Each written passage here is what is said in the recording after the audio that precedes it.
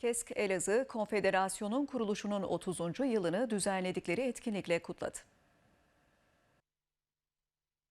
Kamu Emekçileri Konfederasyonu Elazığ Şubesi tarafından Konfederasyonun kuruluşunun 30. yılı dolayısıyla etkinlik düzenlendi. Etkinliğe konfederasyona bağlı sendikalar katılım gösterdi. KESK Şubeleri Platformu adına konuşan Eğitim Sen Yönetim Kurulu üyesi Ali Yeşiltepe ve SES Yönetim Kurulu üyesi Ebru Biçer, KESK'in emekçilerin mücadelesinin adı olduğunu söyledi. KESK sadece sendikaların bir araya gelmesinden oluşmuş bir çatı örgütü, bir konfederasyon değildir.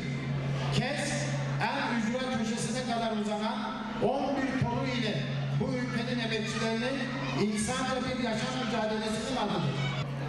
Bugün de yürekten inanıyoruz ki er ya da geç emek kazanacak.